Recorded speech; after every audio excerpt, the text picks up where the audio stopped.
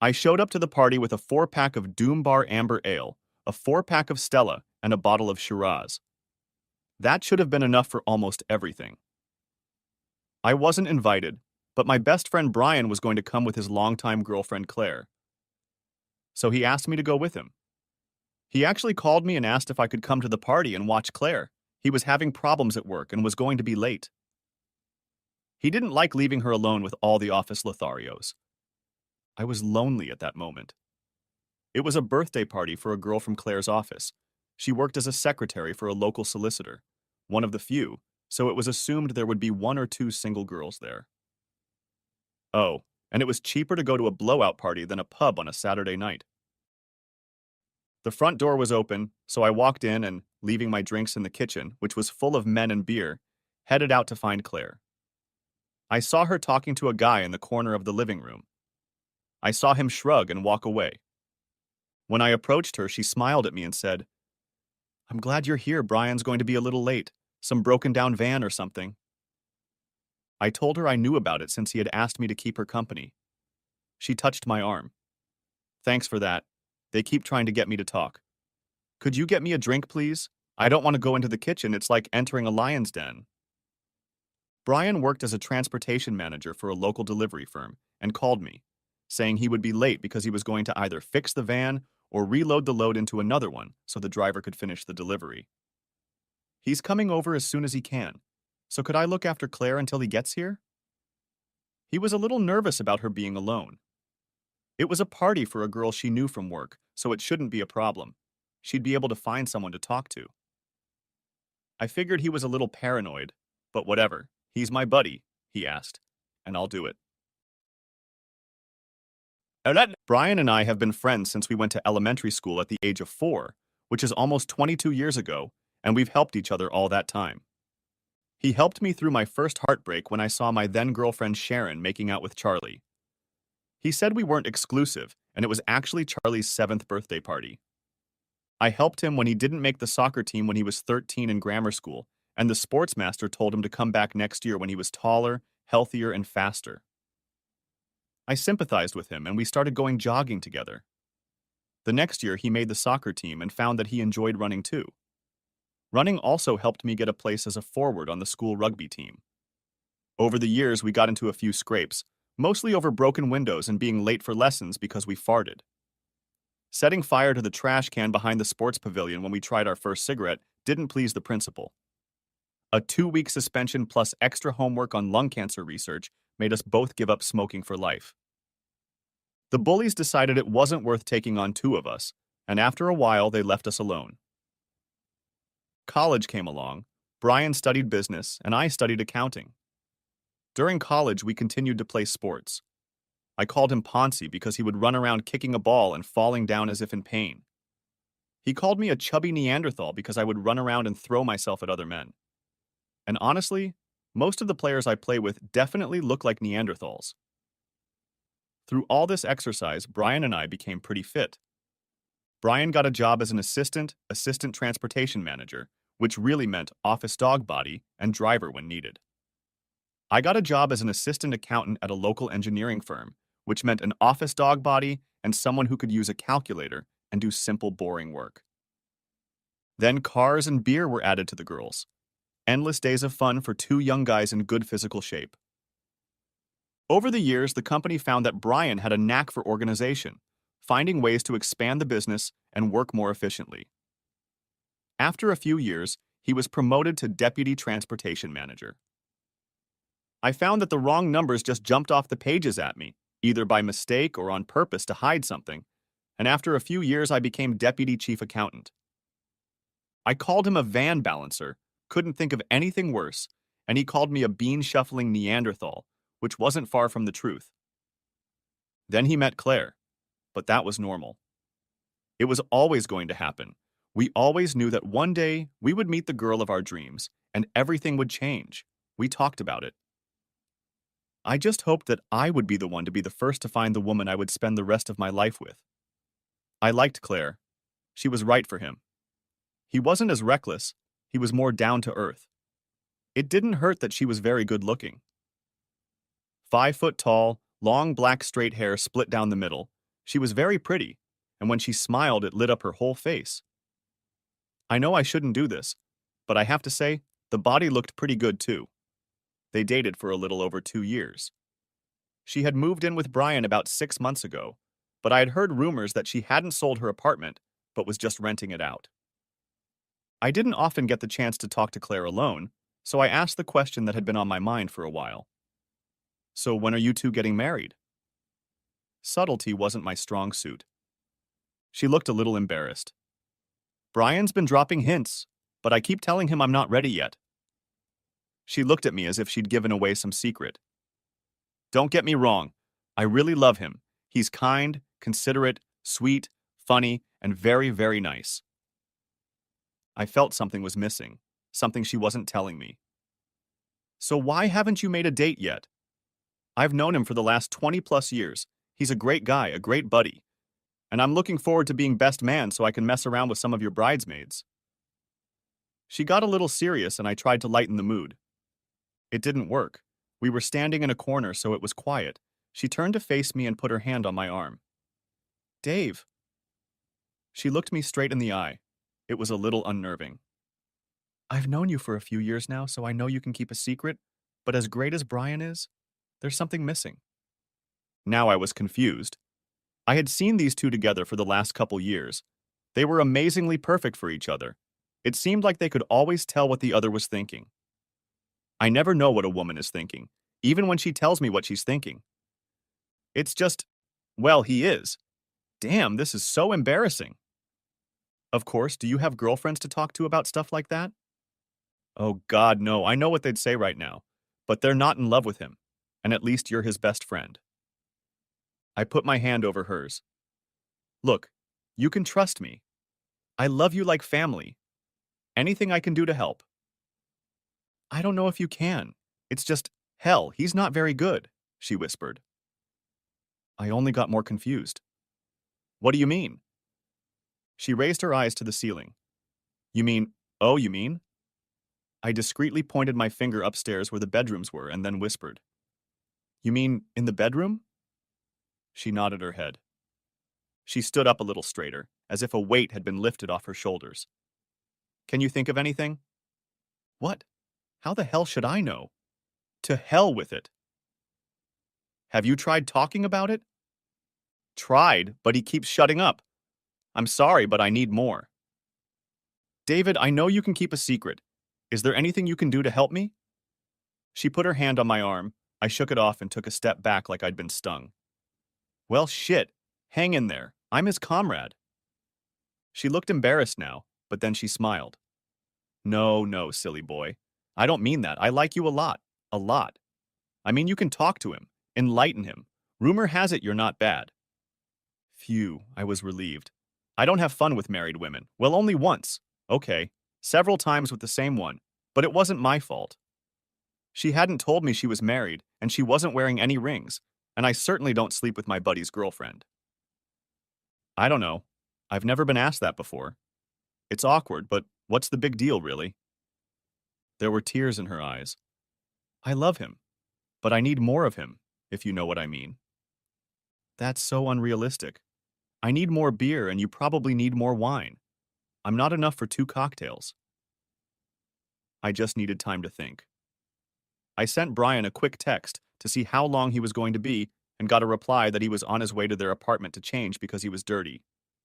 He'd be there in about 20 minutes, maybe less. That gave us 10 minutes to chat and 5 minutes for Claire to come to her senses. I went back and handed her the drink. She drank half of it in one go. She told me that she got a text from Brian that he would be in 15 minutes or so. I told her, We've got 10 minutes, so it might be a bit rough. He's winding you up, isn't he? Yes, but only about half the time. And it's over within 5, 10 minutes? No long, slow, leisurely screws? About that? I sensed she was about to say something else, but held back. I had too much information in my head as it was. She touched my arm lightly. If you could get him to talk about it, that would be a start. Okay, I'll go get him a beer for when he gets here, and you go fix your makeup, and I promise you I'll think about it. I realized why she couldn't talk to her girlfriends. They'd just say dump him and find someone else. But she loves him. Okay, thanks. She looked at me, put her hand on my shoulder, and kissed my cheek. You're like the big sister I can chat with that I never had. I spread my hands up and down her body, towering over her by at least 3 inches.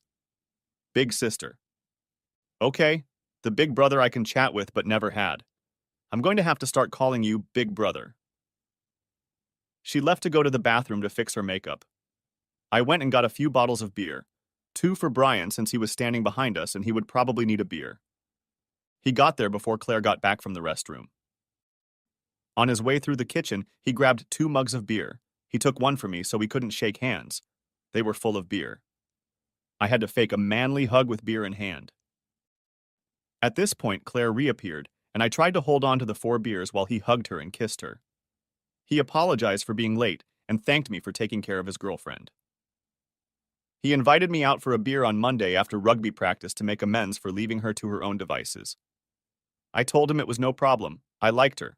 All for a friend. But since he was buying beer, I was fine with it. He said he would have been later, but when they were halfway through moving the load from one van to the other, the mechanic managed to get the first van started. So instead of putting everything back, he split the delivery notices in half and sent 2 drivers. They could make up the time and possibly finish the job sooner. Now he was here, and I was to walk around town and try to find available girls. I chatted with a few girls, managed to dance with a few, and even got a few kisses. I exchanged a few phone numbers, promising that I would call them, but my heart wasn't in it. It was about 11:30 when Brian and Claire came and found me to tell me they were going home. Brian was leaving for a course on Tuesday, so they had things to do. Brian grinned his stupid grin and winked at me. Oh boy. They asked if I wanted to take a cab, since they lived near me. I declined. Let the lovebirds drive and have fun. Well, at least one of them did. I stayed until the party died down and walked home, still a little embarrassed. I met Brian at the pub around 7:30 on Monday. He dragged me to a table instead of standing at the bar like we usually did. He pounced on me without any preamble. I think Claire is seeing someone else. Shit. Why do you think that? Well, she wants to have more fun and try other things. I thought we were doing okay. We do it 2 or 3 times a week, but she wants more. Sorry, buddy. I don't see the problem with that. I don't know. I can't see what the big deal is. I told him the story of Kathy, a married woman who used me as a boy toy. Oh, I wasn't complaining about being used as a boy toy. My complaint was that she told me she was divorced, but she wasn't. He was in the Navy and away a lot. Apparently, that's why she always came to me, and I didn't come to her. I found this out when she came to see me one day and forgot to take off her wedding ring. This was back in the days when I didn't check for a white band or dent on the 3rd finger of my left hand. Along with that, I gave him some tips on how to improve his sex life. I went to the bar. I know he said he would pay, but I needed to stretch my legs and think about something else. While I was at the bar, I hatched a cunning plan. When I got back, I suggested to Brian that since he was going away for a couple weeks and coming home for the weekend, it would be a good time to do some research. I suggested he use this time to use his laptop and Google stuff like how to improve your life or how to drive women crazy. Then another idea occurred to me. While he was away and I had a few hours of flexible schedule that I had to use or lose, I would discreetly keep an eye on Claire on her lunch break. She goes to a hotel near where she works, and she was a member of a gym, so I could check to see if anything interesting was going on there. I could also keep an eye on their apartment. I happily agreed to this because I was pretty sure she wasn't doing anything. He seemed to like the idea and calmed down. We both went home satisfied, and not just because of the beer. He had a plan to improve her life, and then she would probably marry him. And I gave him peace of mind. I gave my 2 best friends hope. I did what I had promised Brian. I went to the hotel on Tuesday lunchtime, found a quiet corner, saw Claire arrive and headed to the pool, and went straight to the gym on Wednesday. Thursday was different, and it alarmed me. She walked in and went straight to the elevator. It was going up to the fourth floor.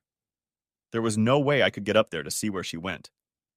It was a little over an hour later when she got off the elevator at the same time as the young man. It didn't look like they were together. They didn't seem to notice each other, didn't talk to each other. Moreover, it seemed as if they were studiously ignoring each other.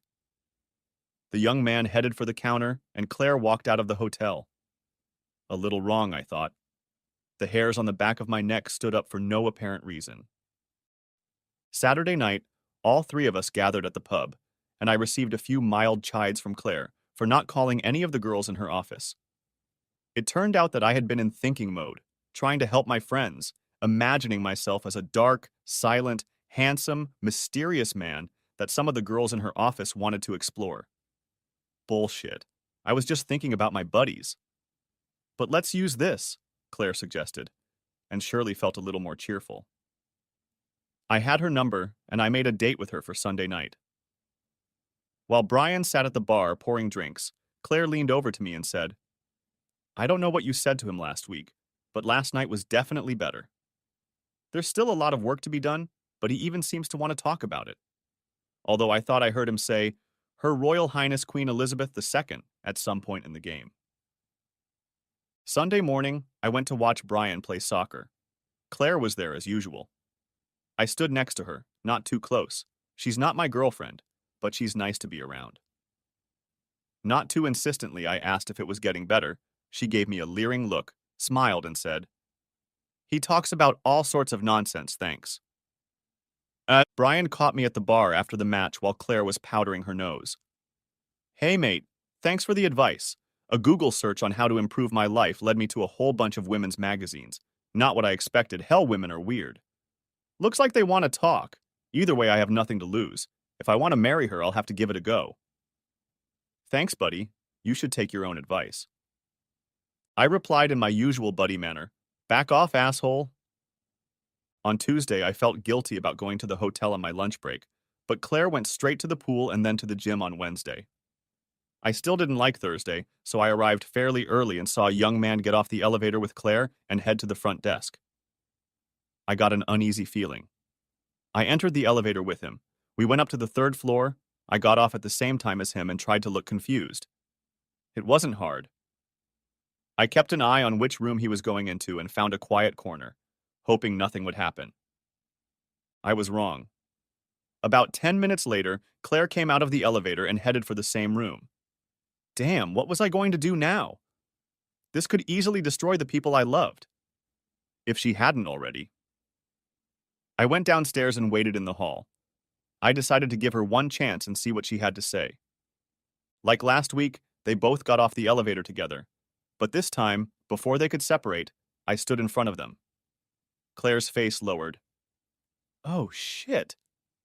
The guy stepped toward me. Claire put her hand on his arm and shook her head. She looked at him and said, "Richard, goodbye. We won't see each other again. Don't mess with me." He stepped back with a confused look. She held out her hand to me, and I saw her eyes fill with tears. She pulled me to a corner of the living room with an alcove. I followed her. The first thing she said struck me to the core. "Dave, this is exactly what it looks like, and I'm going to surrender myself to your mercy. I'm going to answer any questions you have, completely truthfully and honestly. And at the end, if you see fit to tell Brian what you saw and what I'm going to tell you about, it will still be absolutely and unequivocally my fault. No blame will be placed on you." With those words, she picked up the phone and I heard her tell the office that she wasn't coming in this afternoon. She had far more important things to do than work. I was caught off guard. I had no place to start. And Claire noticed this. She waved to the waiter and ordered a Guinness and a white wine. She was very professional and businesslike. I'd never seen her like that before, and why should I? We didn't run in the same work circles. Tears were still in her eyes when she said, "You have until the end of the day. This might take a while." I just nodded. We sat in silence, waiting for our drinks to be brought in. Guinness takes a long time to pour. She sat patiently and quietly, but tears were already running down her cheeks, which she occasionally wiped away with a handkerchief. I sipped from my Guinness. I think I drank half a pint at a time. She waved for the waiter to bring another. Looking at me with sad eyes, she said, "After our conversation at the party, you've probably already guessed what this is about. Do you want me to tell the story? Or do you just want to ask questions?" I didn't understand a damn thing. I put on a confidence I didn't feel and said, "You tell the story, and I'll ask questions as I go along." She wiped away her tears again.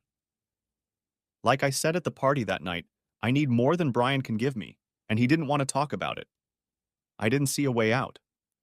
Richard just feels like he's filling that hole. Hell, that's not what I meant, filling that need.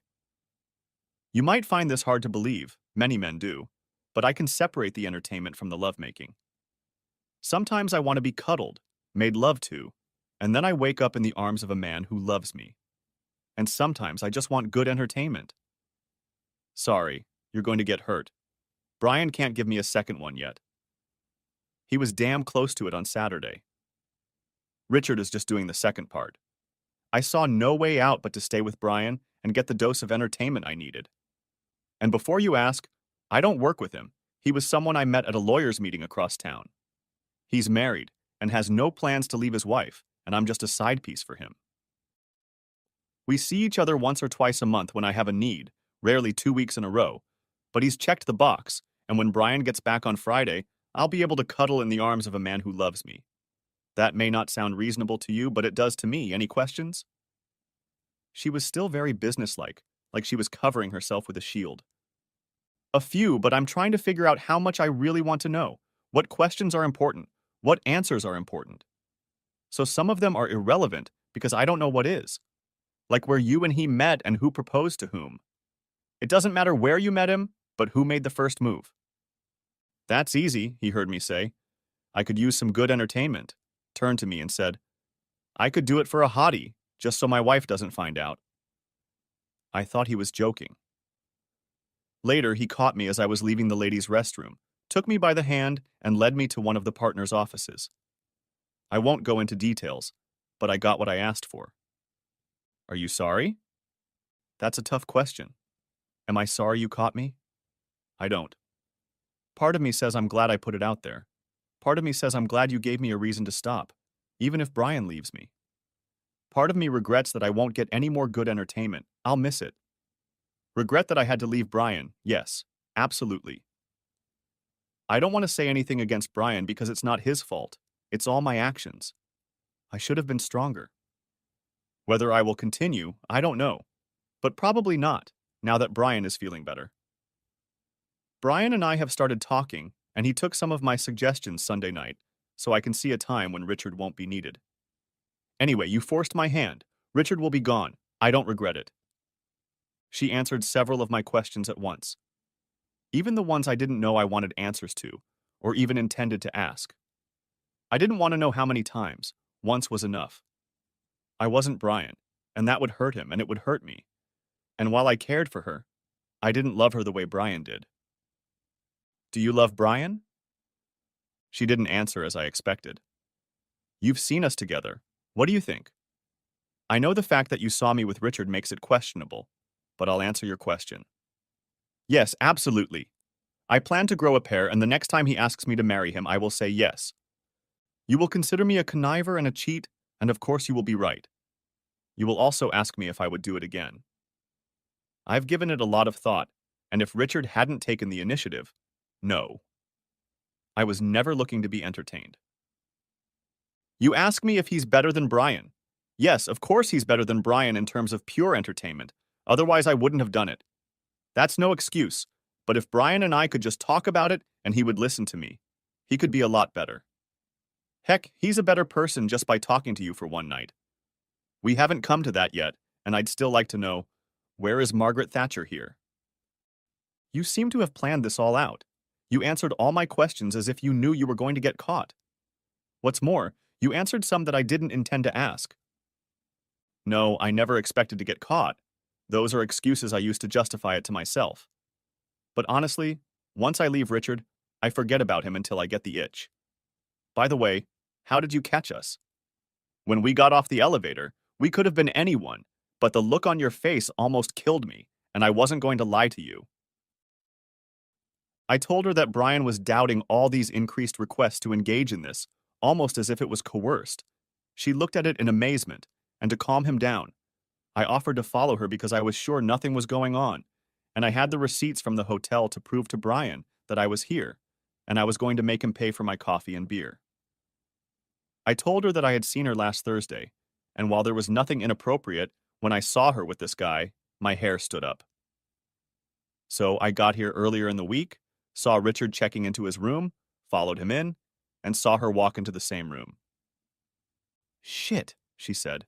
It wasn't a guilty pleasure. I was just trying to make him better. I was just trying to make him into the lover I know he can be. He's good at everything else. He just needs a little help with that. Oh shit. I had a lot to think about. I have a couple questions. Why didn't you ask me not to tell Brian? That seemed to throw her off balance. I wouldn't have done that to you. It wouldn't have been fair to either of you. I wouldn't ask you to choose between me and him. I know what you two have done in the past and how much you cared for each other. I wouldn't ask you to put me above him. I know you like me, but not that much. I'm sorry. I like you and you're a good friend. So I couldn't do that to you either. Before you tell Brian, can I ask you a favor? One last one, because he's definitely going to dump me, kick me out. And I don't think you're going to be my friend for long. She reached across the table to take my hand.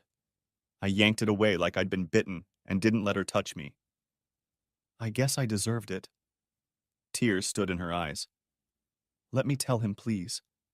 I'll be honest with him, right down to the fact that you caught us, and I asked you to let me be the bearer of bad news. I can't let his best friend tell him when I'm breaking his heart myself. I looked at her and stood up. I want to scream and yell at you and call you every name under this goddamn sun. I need to think, if I make a mistake, I'm going to ruin a whole bunch of friendships, mine and Brian's, yours and Brian's, mine and yours, and a whole bunch more. I paused. Until an hour ago, I treasured our friendship. With those words, I left, leaving even a near pint of Guinness on the table, more important than a good beer or even a Guinness. Damn, blast and damn again. What the hell to do now? The first task is to protect Brian. But how and from what? From his inadequacy, her cheating, his goddamn heartache? I didn't sleep that night, but I didn't drink too much beer either. Solutions didn't come through the alcoholic haze, but by morning, I had a plan. I knew Brian wouldn't be home until 5 o'clock that evening, but I know how these courses can go, especially on a Friday. I don't think he'll be home closer to an hour than 5, and I don't want to be caught having a deep conversation with his girlfriend. I sent Claire a message saying, go shopping in Waitrose at 10 o'clock. I'll bump into you, we'll have a coffee, and I'll give you some options. Delete this message now. I got to the supermarket, grabbed a basket and started wandering around, stuffing stuff into it. I don't use wet wipes. I wash my hands with soap and water. So what the hell were they doing in my basket? I knew what a bottle of gin was doing in there. We bumped into each other right at the entrance to the cafe. We went inside, she sat down, and I grabbed 2 coffees. As I handed her mine, I got my first good look at her face. I had seen my face in the mirror and looked rough and knew how I felt, but she looked much worse and must have felt it too. This time, my balls grew, and I started. Looking her straight in the eye, in a voice I didn't quite recognize as my own, I began. Part of me hates you, and part of me loves you like a sister. I didn't sleep last night. As a man, I understand what you're getting at if you want to share the fun and the love, because I did. Katie was a prime example. And as much as I want to hate you for it, I can't. I can't be such a hypocrite. I figured if someone told him, it was okay to do as you said. But I have an alternative. Confusion flashed in her eyes. There was only one way this could end for her. We'll never tell him what you did. I reasoned so she didn't have coffee in her mouth or a cup in her hand. I'd never seen anyone look so surprised. When I sat down at the table with the coffee, I think she saw the Grim Reaper sitting on my shoulder. What? How? When? How? What? It's my suggestion. We'll never tell him. There are a few things you said. He gets better. He starts talking. He listens to you. While he was gone, he Googled something on the internet, and it led him to a whole bunch of women's magazines. He says women are weird, and he's probably not wrong. But that's why he was more inclined to listen to you this week. You told me what you should have told him. He told me what he should have told you. You two need to talk together. I know you've been trying and he's been fighting you off. But from what I understand from your conversations, it started happening last weekend. So if you promise me on your mother's grave, and I know she's not dead yet, that you will never cheat on him and will love him until the day one of you leaves this earth, I won't tell him and will leave it up to you. I will still listen and help you both, because I love you both. The look on her face was as if the Grim Reaper sitting on my shoulder had just fallen off his perch. You'd do that for me? For Brian and me? Yes, I'll do it for my two dearest friends, all their parents, and quite selfishly for me too. But if you let him down one more time, I'll spread those sordid details far and wide. She was already openly crying and running out of paper napkins. I even handed her my handkerchief, having bought a clean one and a spare. She'd cried a lot the last few times we'd met. Yeah, hell yeah, anything, absolutely anything, she said. Right now, some harsh realities, and hopefully this will help more. I didn't bother telling her about Sharon Pontic White. I hinted that I was rinsing down there and the taste of soap made him think of blowing bubbles. I didn't pursue the subject further. I suppressed the embarrassment in me and told her how I had treated Katie, and I told Brian the same thing. I tried to help her so she could help him. She sat there with a stunned expression on her face, and I don't know what surprised her more, what I had done, or the fact that I dared to tell her what I had done to Katie. I got up. I needed to leave urgently and told her. I'm completely exhausted. You've worn me out. I'm playing rugby tomorrow afternoon. Maybe I'll see you there. Maybe I won't. If you're not there tomorrow as a couple, well, I'll see you then. I walked out. I paid for the gin but left the napkins. That was it. The deed was done. Time to move on. At least Brian would still be around. Of that I was sure. We pulled ourselves up, slapping each other on the back, yelling at each other, calling each other names as we ran out of the pavilion. Right at the foot of the steps stood Brian and Claire, the biggest smile on her face. And he was just as happy as Larry. He gave me 2 thumbs up. He was laughing heartily. I don't remember much about the game. They told me I ran like the wind and we won the game. I didn't see them that weekend or the next. They were gone for a few days. The following Wednesday, I got a call from Claire asking if I would be at the club on Friday night. It sounded like she was asking me to be there, and I told her I would. There was a small disco going on, not very loud music, more like background noise. The 3 of us sat in an alcove. Claire had a serious look on her face, and I noticed she hadn't had much to drink. She sat between us, and suddenly, as the music faded, she turned to Brian. I felt her hand touch my thigh, which was a little strange, but then she found my hand and squeezed it. Looking Brian straight in the face, she said, "Are you going to ask me?" "Ask you what?" "You know, the question you've been puzzling over for the last 6 months." "Oh, shit. Oh, does that mean you're ready?" Stupid fool, I thought to myself. Maybe it was the beer. Well, you won't know until you ask. Surprisingly, he did it right. Shuffling over to the edge of the pew, he got down on one knee and said, "Claire Wolstenholme, will you do me the great honor of becoming my wife?" Everyone noticed Brian kneeling, and there was silence in the hall. "Yes, yes, 1,000 times yes," she said. Squeezing my hand lightly, she released it, slid over to him, and buried her face in his. 6 months later, they were married. And yes, I did hit it off with one of the bridesmaids, but not the main one. She was married. It was Harriet, and she and I dated for the next 18 months. I took Harriet very seriously, and she moved in with me for a while. 18 months after they were married, young Daniel came along and I was his godfather. That's when Harriet left me. When the christening had subsided and only a few of our close friends remained, I got down on one knee and asked Harriet to marry me. She didn't hold back but stood up, said no, and walked out the door. Everyone was stunned. My two best friends hugged me while I cried. When I got home, Harriet had already moved out. A couple weeks later, we met for a cup of coffee, and she explained that she couldn't share me, couldn't share her love. I had no idea what she meant. 14 months later, Daniel was joined by Kirsty, and once again, I was the godfather. I went to this christening alone. Things went my way. Over the years, I'd had several girlfriends. None lasted longer than a couple of years, and I resigned myself to leaving this world a bachelor. I was rarely alone. My two best friends made sure of that. Daniel went into the army.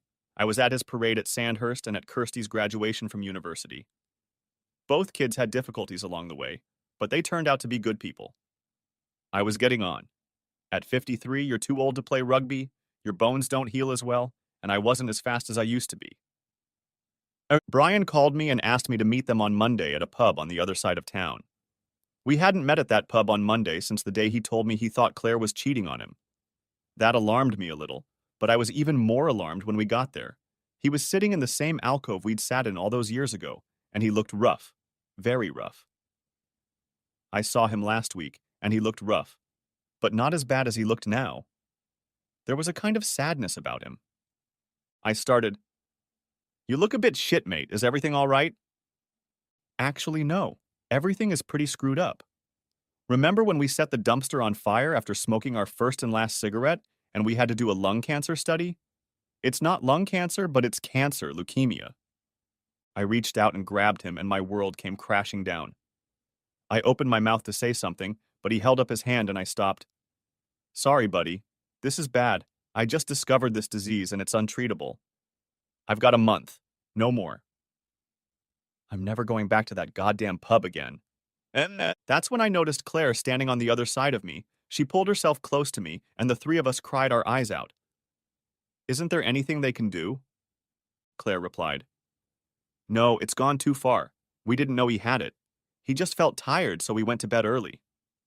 When he woke up last week looking like that, I made him go to the doctor. He refused. He said it was work and he was just tired." I won't describe the next 3 weeks. They were pretty shitty. The week before Brian died, I was at the hospital visiting him. He gave me an envelope and told me to open it when he left. He made me promise not to open it until then. I promised. The funeral was crowded and we went to a club. Daniel was married and had children, as did Kirsty, and we tried to make it a joyous occasion, a celebration of life, but it was hard work. As we entered the club, Claire asked me if I had the envelope. Yes, it was in the inside pocket of my jacket. I just tapped it, and she smiled at me. I forgot about it until I got home, and then I wasn't in the mood and left it in my jacket. I didn't know how my relationship with Claire would play out. We met for a cup of coffee during the week. She was holding up well, perhaps even better than I was. About a month after the funeral, she called me to see if I could go over to their house and help Daniel. They wanted to move some beds. I arrived, as requested, on Saturday afternoon. Daniel needed help to remove an old bed from his bedroom because he was taking it to his house. Then to take the double bed from Brian and Claire's room and put it in his old room. Claire had a new bed.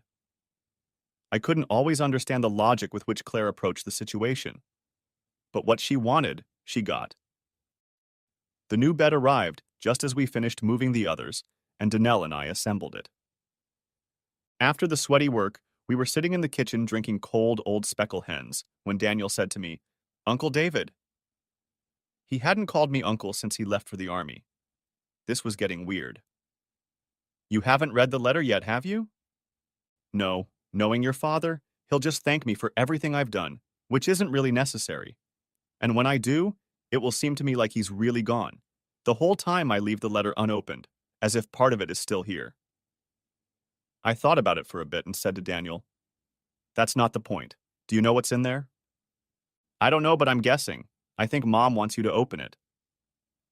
I promised him I would read it as soon as I got home. We drank a few more beers and I headed home. As I had a few beers, Claire asked me to let her know when I was coming over in case I wandered into the woods or something. I sent her a text. "This isn't going to be easy.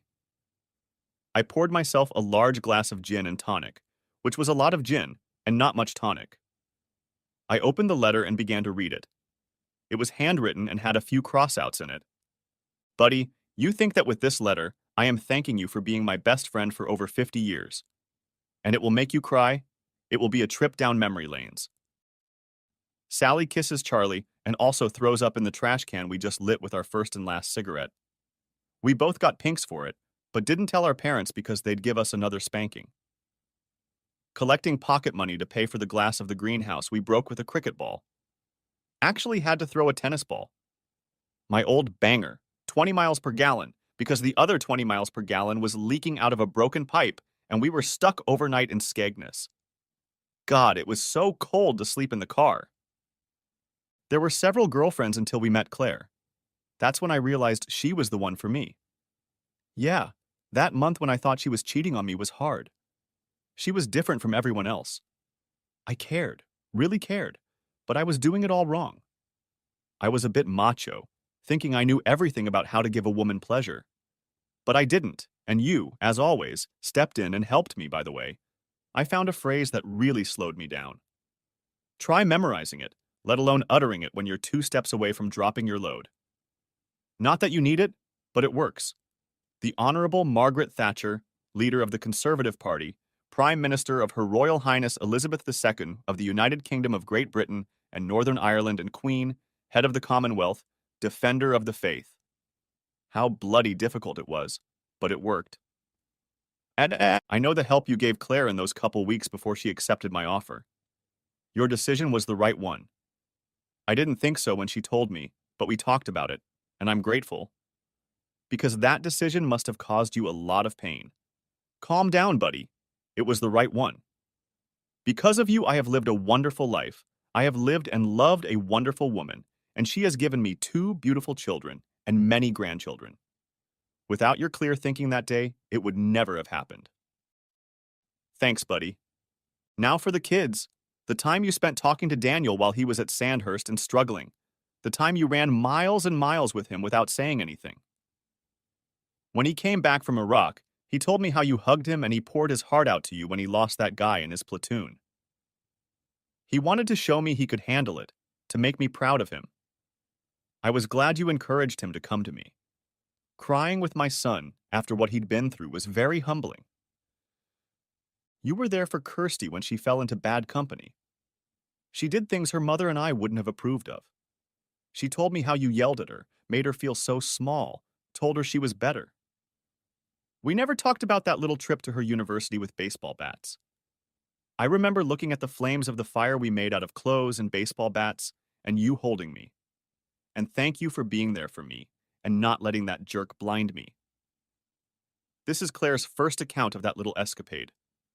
I hope we helped you, especially when Harriet dumped you, we saw how much it hurt. But when she did, and how she did it, and what she said to you, it made us think. And we looked at things differently. Claire and I think that's the reason you're lonely too. This is the hardest thing for you, not me, because A, I'm not here anymore. B, Claire and I realized this a long time ago. In fact, you're probably the only one who doesn't see it.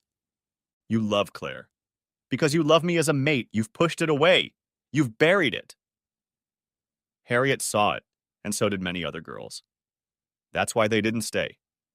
They loved you, but they couldn't share you. This may come as a surprise to you, but she always really liked you. But after your decision not to tell me what happened while I was away, that liked turned into loved. It started out as brotherly love. But after everything you did for us, it grew. It didn't bother me because I knew she loved me more than she loved you. And anyway, I love you too.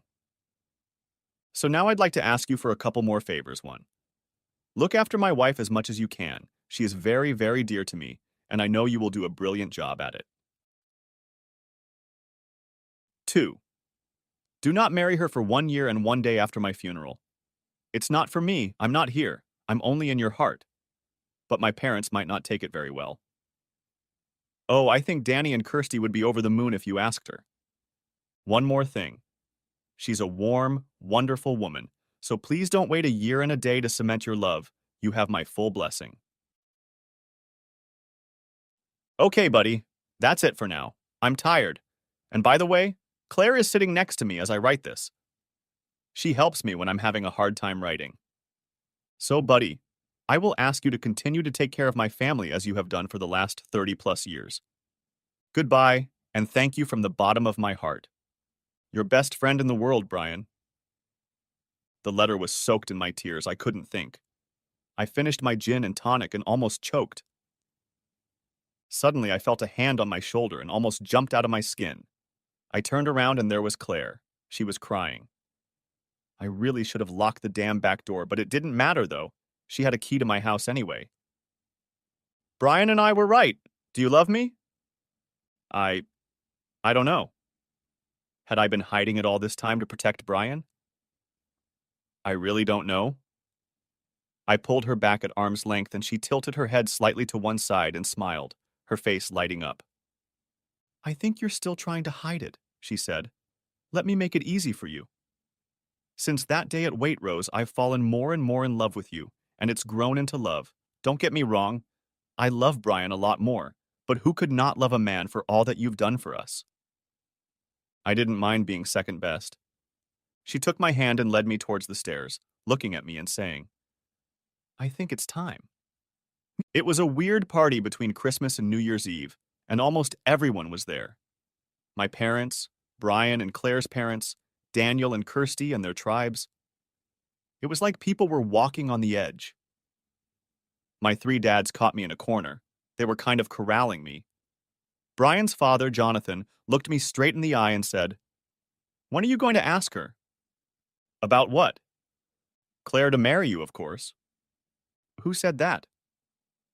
Then Claire's father spoke his word. Well, it's obvious to everyone but you. Daniel and Kirsty can't wait. You've been part of their family for so long that this will be the final stage. You're not replacing their dad, you're an added bonus. It's almost like they have two dads. I gave in. Jonathan, Brian wrote me a letter before he died. He told me things I didn't know about myself. And yes, I will ask her. But he asked me to wait a year and a day because he didn't want to upset you. He wasn't sure how you would take it. It was my father's turn. We watched you grow up and saw the messes you both got into. And if some of the rumors are true, you've done some things recently. Jonathan continued. Listen, son, we have your full blessing. Don't wait. Don't waste any time. And we're not getting any younger. They let me go. I went back into the living room and there was silence.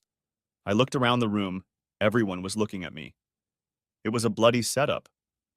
Brian's mother was fiddling with her fingers. She walked over to me and put something in my hand. I looked down. It was a wedding ring. I'll only lend it to you until you buy yourself a normal one.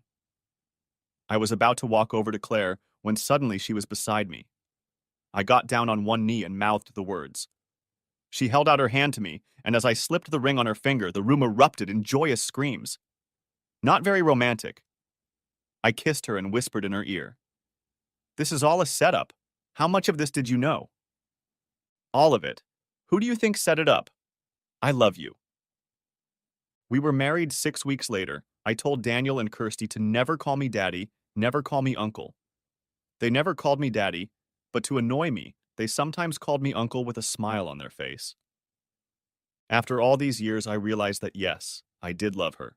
But strangely enough, it was from that day when she was brutally frank with me in the hotel lobby. Her willingness to look at things dispassionately, yet take absolutely all the blame and try to protect Brian and I and our relationship as buddies. The end. Thanks for watching. I hope you enjoyed it. So subscribe to my channel and watch the next video.